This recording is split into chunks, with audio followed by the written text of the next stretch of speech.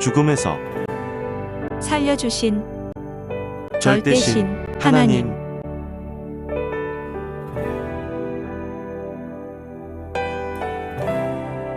죽음에서 살려주신 하나님, 성령님, 성자와 예수님께 감사드립니다.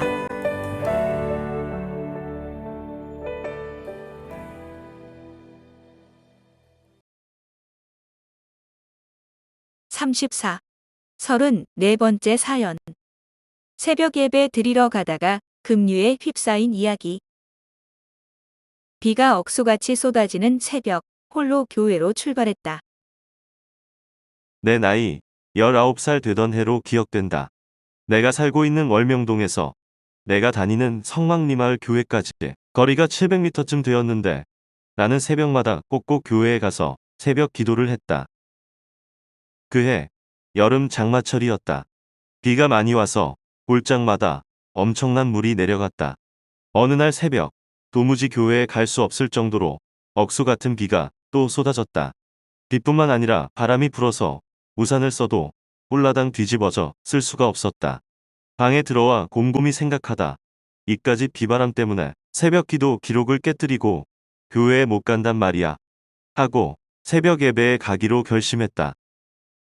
비를 맞아도 가겠다고 비닐을 뒤집어 쓰고 성경책을 꼭꼭 묶어 허리에 둘러차고 홀로 교회로 출발했다.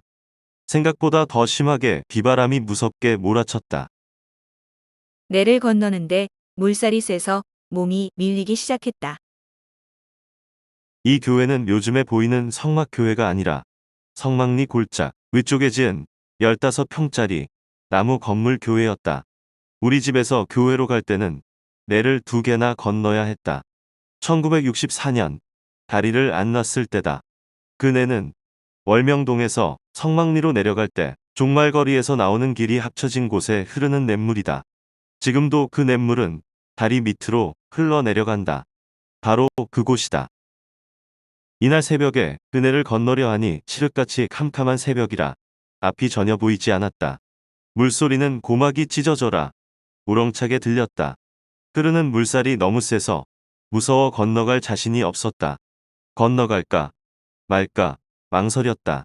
그러다 도랑 너비가 좁아서 불과 3m만 건너가면 되니까 한 발짝 한 발짝 조심하며 건너기 시작했다. 중간쯤 건너가니 물이 배꼽까지 닿을 것만 같았다. 이 순간 더 갈 수가 없고 발이 들리니 물에 떠서 넘어지기 직전이었다. 다시 발을 땅에 디디고 꼭 힘을 주고 손으로 물을 움켜잡으며 버텼다. 하나님을 부르고 예수님을 부르면서 서 있었다. 깜깜한 밤에 아무것도 안 보였다. 손에 잡히는 나무 줄기가 있어 그것을 잡고 간신히 급류를 건넜다. 이때 손에 무엇이라도 잡힐까 하고 물 위로 손을 더듬으니 손에 나무줄기 하나가 잡혔다. 느낌에 논두렁에 심은 개나리 넝쿨이 뻗어내려와 물 위에 떠 있는 것 같아서 살짝 잡았다. 그것을 잡으니 넘어지지 않고 물에 뜨던 발도 들리지 않았다.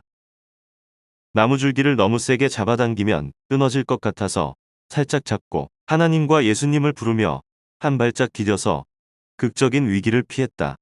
또 한 발짝 더 걸어 나오기 전에 손으로 잡은 개나리 넝쿨이 짧아 내 손에서 벗어나게 생겼다.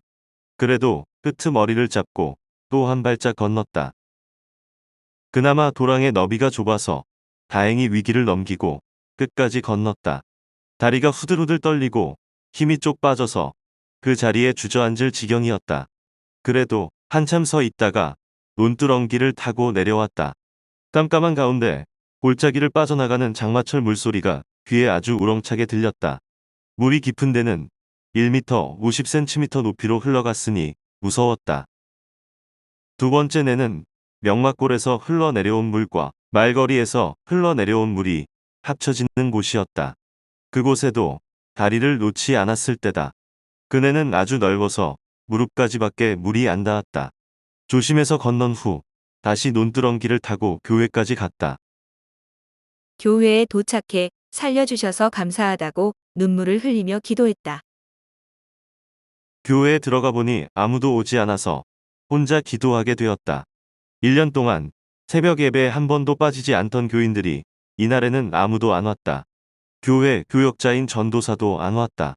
그때 성막리 마을 교회의 교인은 70명쯤 되었고 그중 15명 정도는 늘 새벽 기도를 하러 나왔었는데 이날에는 아무도 안 나온 것이었다.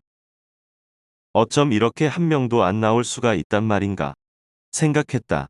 설교를 맡은 전도사는 도랑을 안 건너도 교회를 올 수 있는데 비바람이 너무 많이 쳐서 교인들이 아무도 안 올 줄 알고 그도 안 온 것 같았다. 나는 옷도 성경책도 흠뻑 젖은 채 마룻바닥에 앉아 두 무릎을 꿇고 기도했다. 하나님, 예수님, 어떤 어려움이 있어도 나만큼은 꼭 새벽을 지키며 기도하겠습니다. 나만이라도 모든 사람들을 대신해서 기도하겠습니다. 라고 약속하며 기도했다. 그 대신 오늘 비가 와서 물에 떠내려가 죽을 뻔했는데 붙잡아 살려주셨듯이 늘 오늘처럼 죽음에서 살려주세요.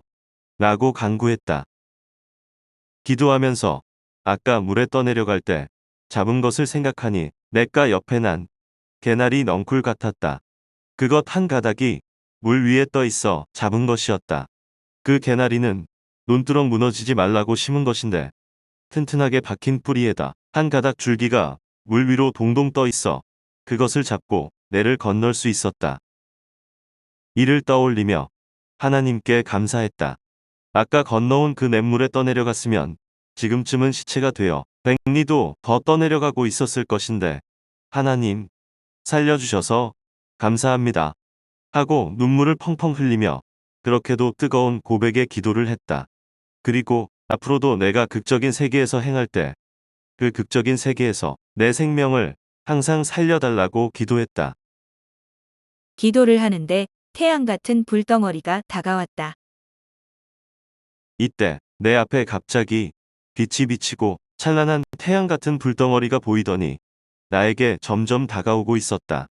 내 육신이 눈을 감았는데도 계속 보였다. 내 영이 보고 있는 것 같았다.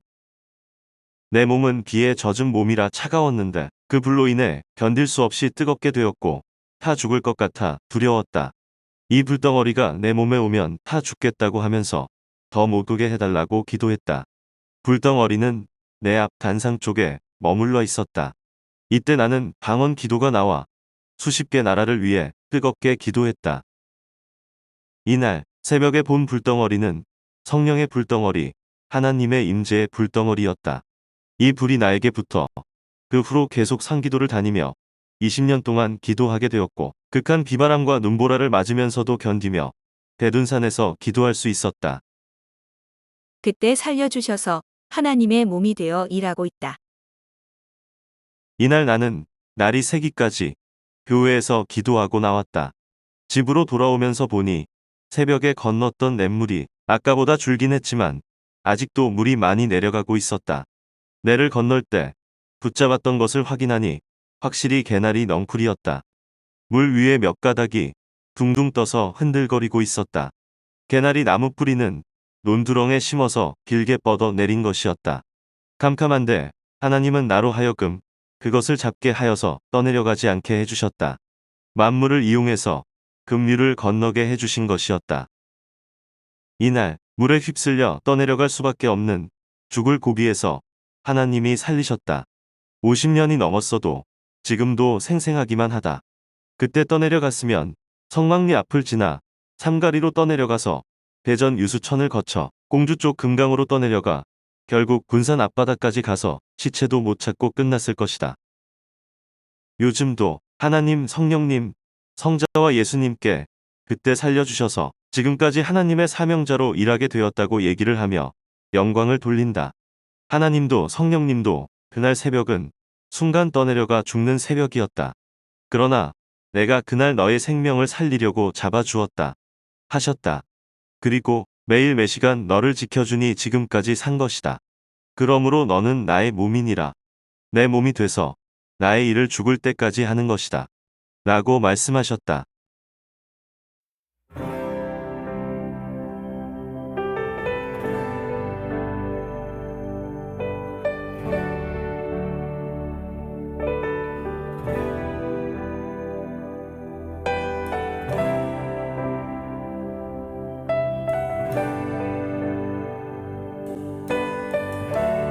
죽음에서 살려주신 하나님, 성령님, 성자와 예수님께 감사드립니다.